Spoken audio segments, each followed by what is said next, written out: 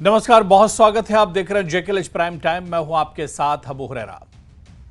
अब इंतजार 4 तारीख का है। जी हां, एग्जिट पोल आ गए, लेकिन एग्जिट पोल से तस्वीर बहुत हद तक साफ नहीं है। और जब नतीजे आएंगे, क्योंकि अपोजिशन भी यही कह रहा है कि जब नतीजे आएंगे तो तस्वीर कुछ अलग होगी। हालांकि बीजेपी ये कह रही कि जो एग्जिट पोल है इसी के आसपास तकरीबन नतीजे आएंगे, लेकिन किसके दावों में कितना दम है ये तो कल ही पता चलेगा, जब 4 जून को ईवीएम अपने नतीजे बताना शुरू करेंगे।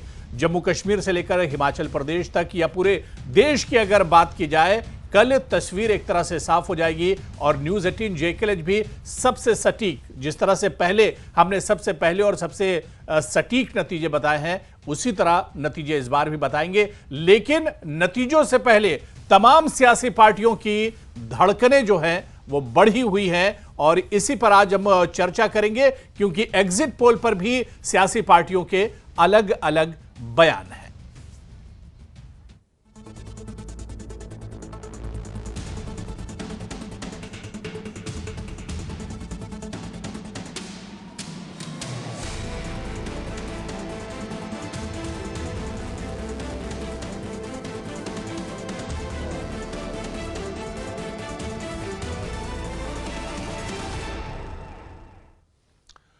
और चलिए, बहुत खास मेहमान हमारे साथ चर्चा में जुड़े हुए हैं। बहुत जल्दी अपने मेहमानों का आपसे इंट्रोडक्शन करा देता हूं। मेरे साथ विक्रम सिंह रंधावा जी हैं, सीनियर लीडर हैं जम्मू कश्मीर बीजेपी के, हमारे साथ इस चर्चा में जुड़े हुए हैं। मेरे साथ प्रेम कुमार कौशल जी हैं, सीनियर लीडर हैं हिमाचल कांग्रेस से, वो भी इस चर्चा में हमारे साथ जुड़े हुए हैं।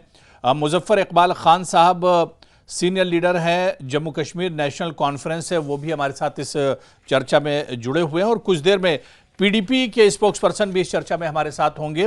रंधावा जी, प्रेम कुमार कौशल जी और मुजफ्फर इकबाल खान जी, आप सभी का बहुत इस्तकबाल है, बहुत स्वागत है न्यूज़ 18 जेकेएलएच में। मैं विक्रम सिंह रंधावा जी, आपसे ही शुरुआत करना चाहूंगा।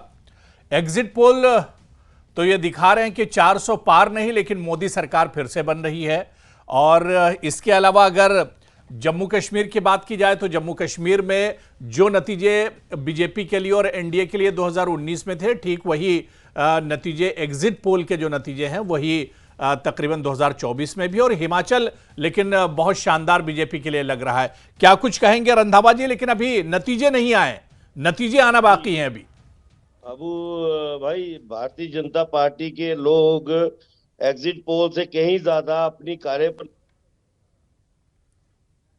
जी ध्यान उस चीज पे देते हैं कि हमारी 10 वर्ष की केंद्र की सरकार की जो कारगुजारी रही, जिसके बलबूते पे हम लोगों के बीच में गए। जी। हमने सबका साथ सबका विकास का अगर नारा दिया था, तो वो केवल मात्र नारा ना रह के लोगों के घरों तक विकास को पहुंचाया। हम्म। और यकीनी तौर पर वो चीज लेकर हम जब लोगों के बीच में गए, तो ये लोगों का उत्साह जो है वो देखने को मिलता था, और वो उसको हम वोटों में तब्दील करने में काफी हद तक कामयाब हुए हैं, जिसके बलबूते पे एग्जिट पोल जो है इस तरीके का जो वर्डिक्ट जो है वो शो कर रहा है।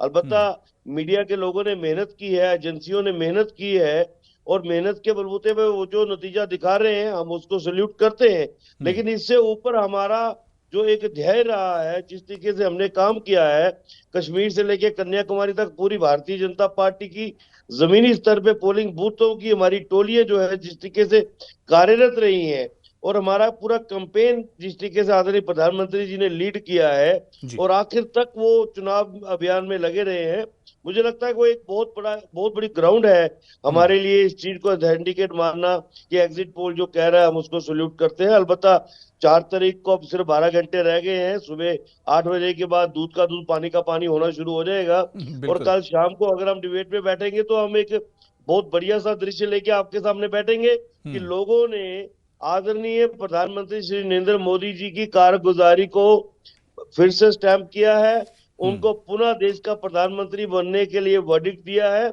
और मैं ये यकीनन कह सकता हूं कि पंडित जवाहरलाल नेहरू के बाद पहला कोई देश का नागरिक लगातार 15 साल तक देश का प्रधानमंत्री अपने काम के बलबूते पे। हम्म। पंडित जी का वो समय था जब वो कांग्रेस का कोई एबीसीडी किसी को भी खड़ा करो तो वो लोग चले जाते थे। आज वो सत्ता नहीं है, आज सत्ता काम के बलबूते पे मिलती है, और हम्म। हमने काम के बलबूते पे आदरणीय प्रधानमंत्री जी की कारगुजारी को मद्देनजर रखते हुए हम लोगों के बीच में गए थे, और उसी के बलबूते पे मैं कह सकता हूं जी। कि जो एग्जिट वोट का वर्डिक्ट आ रहा है, हम समहाउ उसके हद पार उतरेंगे और उससे एक्सीड भी कर सकते हैं कई जगह पर। चलिए ठीक है। मैं प्रेम कुमार कौशल जी आपके पास आना चाहूँगा। कौशल जी, किस तरह से देखते हैं, क्योंकि ठीक एग्जिट पोल आने से पहले जब सातवां और आखिरी चरण चल रहा था, उस वक्त इंडिया अलायंस की दिल्ली में बैठक हुई थी। खरगे जी ने दावा किया था कि उनका अपना और जनता का जो एग्जिट पोल है वो 295 प्लस है इंडिया गठबंधन के लिए। लेकिन ज्यादातर जो एग्जिट पोल्स हैं वो ये बताते हैं कि एक बार फिर से केंद्र में मोदी सरकार आ रही है। देखिए, पहले तो थोड़ा सा मेरा नाम करेक्ट कर लेंगे आप। मैं प्रेम कौशल हूँ, प्रेम कुमार कौशल नहीं हूँ। जी जी सर। और दूसरी बात यह है कि जहां तक ये एग्जिट पोल का प्रश्न है, जो मोदी समर्थित मीडिया है, निश्चित तौर पर उसका जो एग्जिट पोल है वो इन्हीं के पक्ष में जाएगा, इन्हीं के पक्ष में है। लेकिन इसके अलावा भी बहुत से कोई यूट्यूब चैनल्स हैं और दूसरे चैनल्स हैं जिनका किसी से लेना देना नहीं है, जी। उनका जो एग्जिट पोल है वो बिल्कुल अलग है। कांग्रेस पार्टी ने ये जो मीडिया का एग्जिट पोल है इसको पूरी तरह से खारिज किया है। कांग्रेस पार्टी इसको स्वीकार नहीं कर रही है, और हमारे जो इंडिया का गठबंधन के जो सहयोगी दल है, सबने अपने स्तर पर साइंटिफिक वे में जो पूरा चुनाव हुआ है उसका एक सर्वे भी किया है, उसकी छानबीन भी की है, उसकी जानकारियां भी ली है। तो देश में भी जो माहौल इस चुनाव के दौरान रहा है, वो माहौल जो है, वो जो वातावरण था, उसके साथ एग्जिट पोल जो न्यूज चैनल्स के हैं वो मैच नहीं करते। देश में इस बार बदलाव का माहौल था, जो एक जुनून मोदी के नाम को लेके रहता था, और जो ये सांप्रदायिक जुनून। प्रेम कौशल जी, यानी नतीजे कल कुछ नतीजे चौंकाने वाले होंगे कल। आप मुझे सुनिए, पहले आपने बीजेपी के प्रवक्ता को काफी टाइम दिया, मुझे भी समय दीजिए। जी जी। फिर मैं आपका सवाल भी लूंगा। तो जो एक सांप्रदायिक रंग देने की कोशिश की, उसको लेके भी देश के देशवासियों के अंदर जो है वो कोई, मैं समझता हूं कि उसकी प्रतिक्रिया सकारात्मक भारतीय जनता पार्टी के पक्ष में नहीं थी। भारतीय जनता पार्टी के मेरे दोस्त कह रहे थे कि 10 साल की जो कार्य प्रणाली है उसके ऊपर जो है वो लोगों ने मोहर लगाई है। निश्चित तौर पर अगर ये भारतीय जनता पार्टी का जो 10 साल का शासनकाल रहा है उसको ध्यान में रखकर अगर देश के मतदाताओं ने मतदान किया है, तो 100% भारतीय जनता पार्टी सत्ता से बाहर जाने वाली है। क्योंकि अपने 10 वर्ष के शासनकाल में केंद्र सरकार जो है भारतीय जनता पार्टी की, उसने जनहित की बजाय जो है वो जो अपने मित्र हैं, उद्योगपति हैं, उनके हित में काम किए हैं। जनता के हित में नीतियां बनाने की बजाय कुछ लोगों के हित में नीतियां बनाई हैं, और देश को जोड़ने की बजाय देश को तोड़ने का कार्यक्रम जो है देश के अंदर चला है। आज युवा, महिलाएं, किसान, नौजवान, मैं रंधावा जी आ रहा हूँ जी। सब लोग भारतीय जनता पार्टी से परेशान है, केंद्र सरकार से दुखी है। तो किसी भी तरीके से जो वातावरण है वो भाजपा के पक्ष में नहीं था। एग्जिट पोल जो है उनको कांग्रेस पूरी तरह से खारिज करती है, और कल जो मतगणना जब होगी उसके जो नतीजे आएंगे उसके बाद हम इसके ऊपर चर्चा करेंगे। चलिए ठीक है प्रेम कौशल जी, मैं रंधावा जी आपके पास आऊंगा। जल्दी से मैं मुजफ्फर इकबाल खान साहब को भी चर्चा में जोड़ लेता हूं, उसके बाद फिर आप जवाब दे दीजिएगा। मैं मुजफ्फर इकबाल खान जी, जो एग्जिट पोल है ये बता रहे हैं कि कश्मीर में 3 की तीनों सीटें इंडिया गठबंधन को जाती दिख रही हैं। इंडिया गठबंधन का मतलब, इंडिया अलायंस का मतलब ये मानकर चला जाए कि नेशनल कॉन्फ्रेंस की झोली में तीनों सीटें जा रही हैं। मेरे यहाँ लाइट चली गई। जाहिर सी बात है कि वहाँ कश्मीर में तो बीजेपी का कोई कैंडिडेट था नहीं। बहरहाल ये सपोर्ट कर रहे थे ओपनली, क्योंकि इन्होंने बारामूला में पीपल कॉन्फ्रेंस को सपोर्ट की थी, श्रीनगर में अल्ताफ बुखारी साहब को जो कैंडिडेट था उनको, और बारामूला अनंतनाग पुंछ रजौरी वाली सीट पे अल्ताफ बुखारी साहब के कैंडिडेट को ये सपोर्ट कर रहे थे। जी जी। कोई उसमें कोई टैसिट सपोर्ट नहीं थी, बल्कि एक्सप्रेस और ओपन सपोर्ट थी। बिल्कुल। तो वहाँ तो उम्मीद है कि तीनों सीटें जो है वो नेशनल कॉन्फ्रेंस के खाते में ही पड़ेंगी, यानी अलायंस के खाते में ही पड़ेंगी। बहरहाल मैं आपको ये भी बता दूं कि जम्मू में भी नेक टू नेक फाइट है। जो जम्मू की सीट है वो भी कांग्रेस जीत सकती है, और कठुआ उधमपुर वाली और डोडा कठुआ उधमपुर वाली जो सीट है जी, उस पे तो जो मतलब non you can say that जो मीडिया के साथ रिलेटेड नहीं लोग हैं ना, जो उनका अपना ओपिनियन है और जनरल जो पब्लिक ओपिनियन है कि वो सीट जो है वो कांग्रेस ने जीती हुई है जी।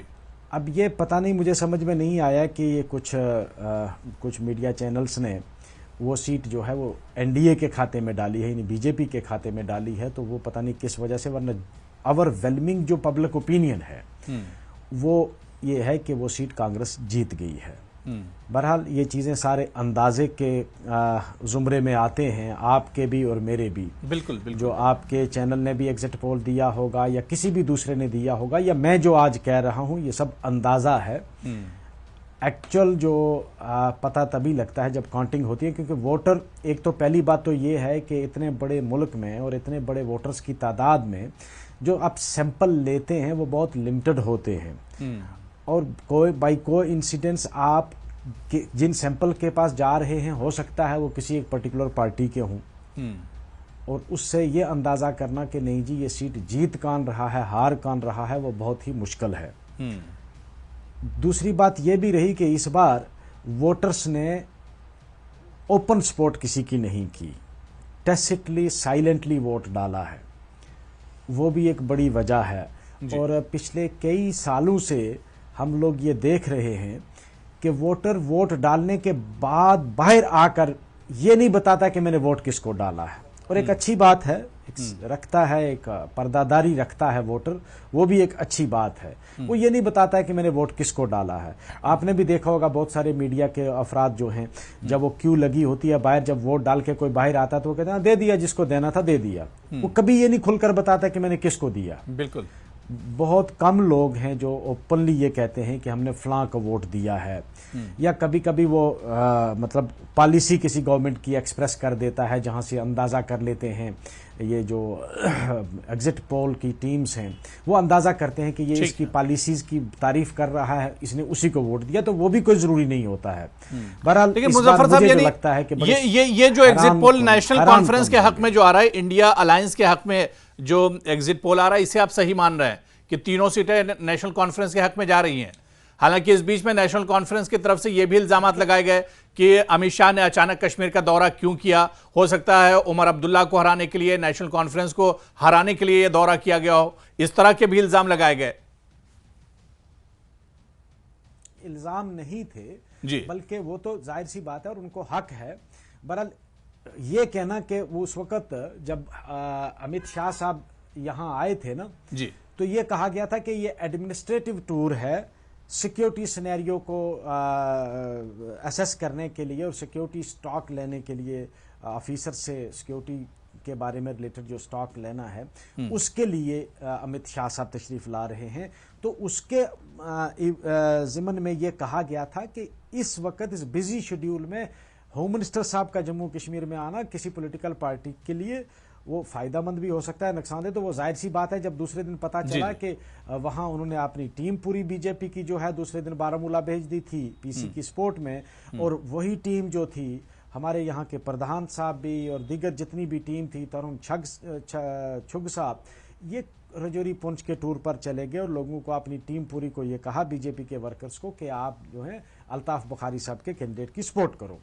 तो वो जाहिर सी बात है कि हमारी जो एप्रीहेंशन थी वो बाद में सही साबित हुई कि ये एडमिनिस्ट्रेटिव टूर नहीं था, ये पॉलिटिकल टूर था। क्योंकि इलेक्शन के उस बिजी शेड्यूल में होम मिनिस्टर साहब ने अगर एक दिन निकालकर वो श्रीनगर आकर बैठकर डेपुटेशंस को मिल सकते हैं तो इट मीन्स कि वो किसी न किसी की सपोर्ट कर रहे हैं। तो हर उनका ये हक है, वो अपनी पार्टी चलिए डिसीजन लेके वो किसी भी, चलिए हम क्योंकि प्रेम कौशल जी ने भी बीजेपी पर कई सवाल उठाए और मुजफ्फर साहब आपने भी कई बातें कही, इस पर हम विक्रम सिंह रंधावा जी से जवाब लेंगे और जवाब देना भी चाहते थे, लेकिन बहुत छोटे से ब्रेक पर मुझे जाना है। ब्रेक से लौट कर आएंगे, तमाम मेहमान हमारे साथ जुड़े हुए हैं, चर्चा जारी रहेगी।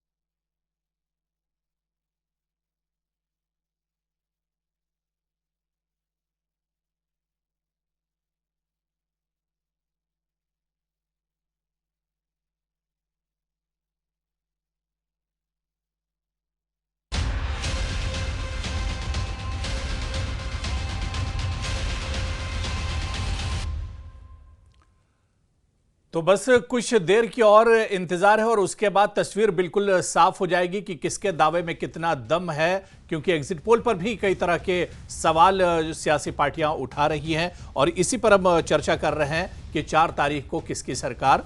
हमारे साथ बहुत खास मेहमान जुड़े हुए हैं। मैं ब्रेक के बाद विक्रम सिंह रंधावा जी आपके पास आना चाहूंगा। ब्रेक पर जाने से पहले मुजफ्फर इकबाल खान साहब ने भी कहा कि पूरी ताकत बीजेपी ने, सेंटर ने और लगा ली, लेकिन नेशनल कॉन्फ्रेंस एग्जिट पोल के मुताबिक और उनके दावे के मुताबिक कि वो 3 सीटें कश्मीर में जीत कर आ रही है। प्रेम कौशल जी ने भी कहा कि अगर पिछले 10 सालों के हिसाब से आवाम ने वोट किया होगा, वोटर्स ने वोट किया होगा, तो बीजेपी को हारना ही हारना है, एनडीए को। रंधावा जी।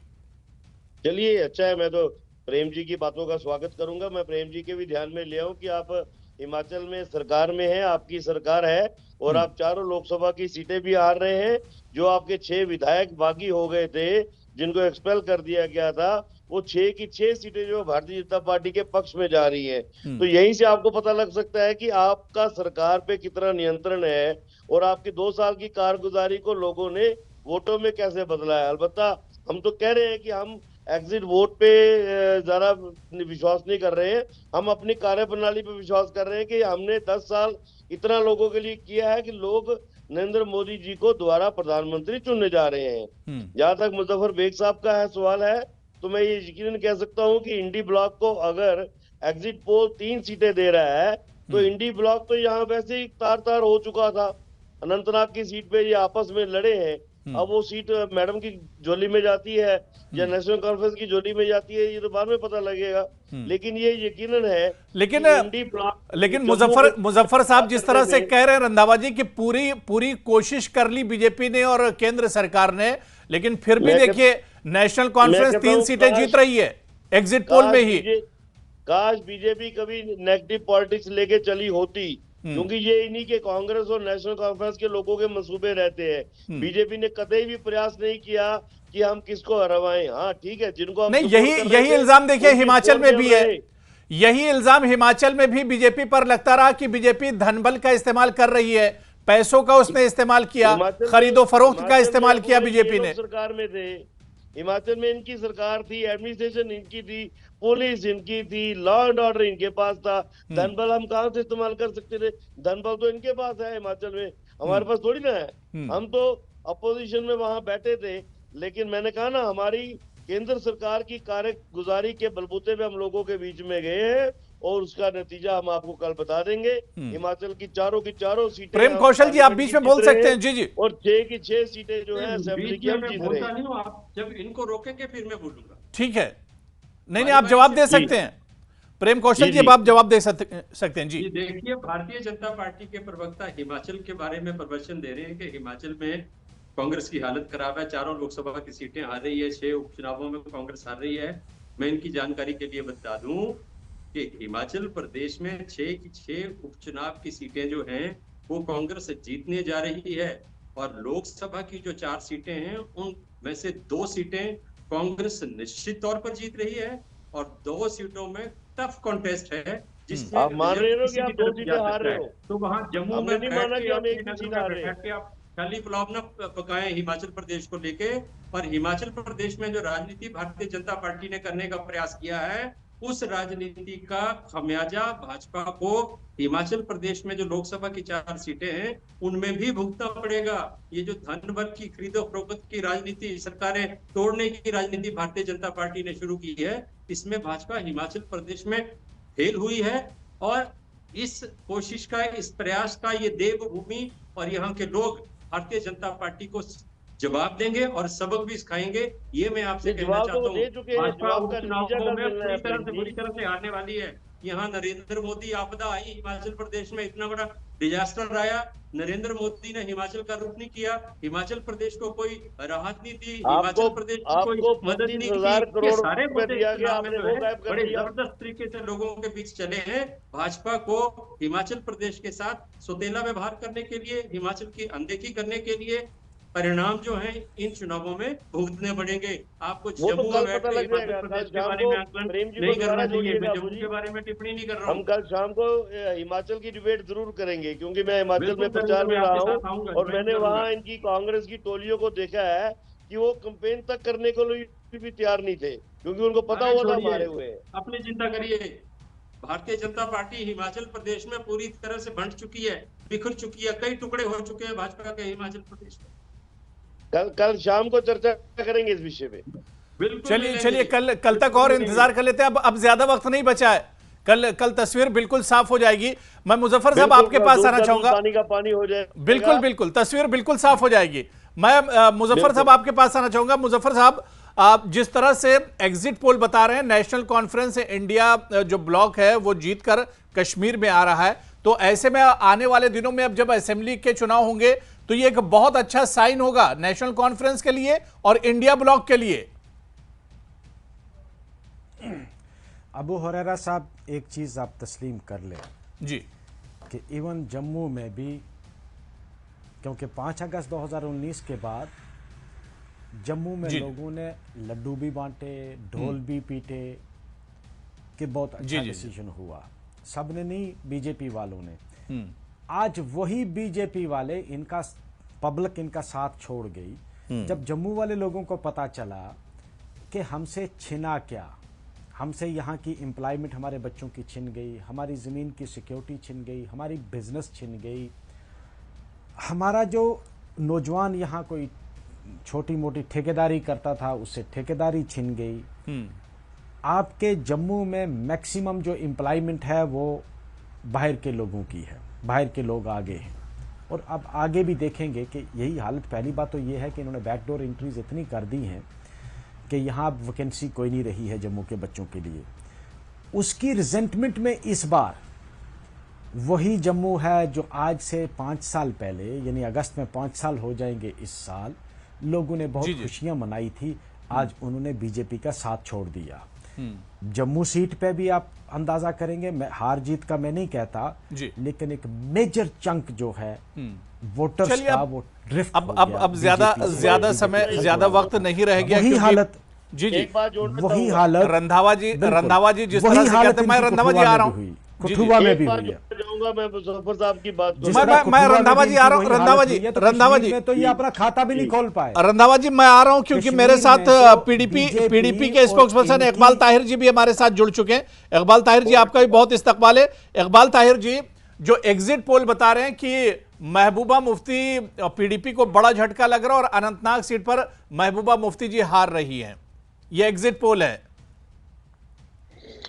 देखिए, एग्जिट पोल कुछ भी कह सकते हैं, और एग्जिट पोल के पीछे कौन स्पॉन्सर कर रहा है उनको और क्या कहलवा रहा है हम सब जानते हैं जी। अब एक रात है हमारे बीच में, और सुबह कल दिन में ही ये मालूम पड़ जाएगा कि किसकी जीत हुई है, किसकी हार हुई है। बिल्कुल। लेकिन 2-3 बातें कहना बहुत जरूरी है। जी जी। एक तो ये है कि जैसे इन्होंने 5 जो यहाँ पे इलेक्शन होने वाला था अनंतनाग सीट पे, उनको कैसे इन्होंने फिल्मजी ग्राउंड्स पे 25 तक इनको डेफर किया। वो देखिए, एक तरीके से इन्होंने डेमोक्रेसी को सबोटाज किया। और कैसे एक पॉपुलर अरे छोड़िए, पसियां छोड़िए, हमें सब मालूम है, ठीक है, कैसे उन्होंने उस पॉपुलर सेंटिमेंट को कैसे इन्होंने क्रैश करने की कोशिश की, वो हम सब जानते हैं। फिर आप देखिए इलेक्शन के दिन क्या हुआ। हमारे जो इलेक्शन एजेंट्स हैं, हमारे वर्कर्स हैं, उनको गिरफ्तार किया गया, उनको जेल में बंद रखा गया। और हमारी जो लीडर है महबूबा मुफ्ती साहिबा, उनको जेल के उनको पुलिस स्टेशन के बाहर धरना देना पड़ा। और अभी देखिए उनके खिलाफ FIR भी उस बात को लेकर इन्होंने लॉन्च किया है। तो ये जो बड़े दावे कर रहे हैं जीतने की और बड़े दावे कर रहे हैं हुकूमत बनाने की, सच तो ये है कि जम्मू कश्मीर में इन्होंने कोशिश की है कैसे लोगों की आवाज को दबाया जाए और कैसे। चलिए रंधावा जी, देखिए एक और इल्जाम लगा आप पे। रंधावा जी, एक और इल्जाम लगा आप पे। मैं अबू भाई, ताहिर भाई क्योंकि लेट जुड़े हैं, तो इनकी दर्द को मैं समझ सकता हूं, क्योंकि पीडीपी को अब्दुल्ला फैमिली ने, नेशनल कॉन्फ्रेंस ने एक सीट पे लाके खड़ा कर दिया है। हालांकि ये इंडी ब्लॉक के सदस्य थे, दिल्ली में, पटना में, मुंबई में मंचों पे इकट्ठे होते थे, और जहां आकर ये फारूक अब्दुल्ला और उसकी फैमिली ने इनका क्या हासिल किया वो किसे छुपा नहीं। लेकिन मैं एक बार आपको यकीनी कह सकता हूं कि इंडी ब्लॉक के अंदर नेशनल कॉन्फ्रेंस 10 जून से पहले पहले बाहर निकल जाएगी और ये इंडी ब्लॉक का साथ छोड़ देंगे। कोई इंडी ब्लॉक नहीं चलिए। आपको दिखेगा, आप देखिएगा ये सत्ता के साथ चलने वाले लोग हैं। जैसे ही दिल्ली में सरकार बनती है ये इंडी ब्लॉक जो है दिल्ली लेवल पे भी टूटेगा और उसमें से सबसे पहले टूटने वाला ये नेशनल कॉन्फ्रेंस का ग्रुप ही होगा, ये मैं आपको बता देता हूँ। चलिए अब देखिए नतीजे अब से कुछ देर बाद ही नतीजे आना शुरू हो जाएंगे, कुछ बिल्कुल, घंटों की अब और तो बात है काउंटडाउन और अब तस्वीर बिल्कुल साफ हो जाएगी, किसके दावे में कितना दम है, ये तमाम चीजें एक तरह से साफ हो जाएंगी। बहुत बहुत शुक्रिया। अब वक्त की कमी है, बहुत अच्छी बातचीत हो रही थी। हमारे साथ जुड़ने के लिए विक्रम सिंह रंधावा जी, प्रेम कौशल जी, मुजफ्फर इकबाल खान साहब और इकबाल ताहिर जी, सभी का बहुत बहुत शुक्रिया हमारे साथ जुड़ने के लिए। तो JKLH प्राइम टाइम में आज फिलहाल इतना ही, लेकिन चलते चलते आपको बता दें कि कल सबसे पहले सबसे सटीक और सबसे सही नतीजे देखने के लिए आप बने रहिए न्यूज़ 18 JKLH के साथ। नमस्कार।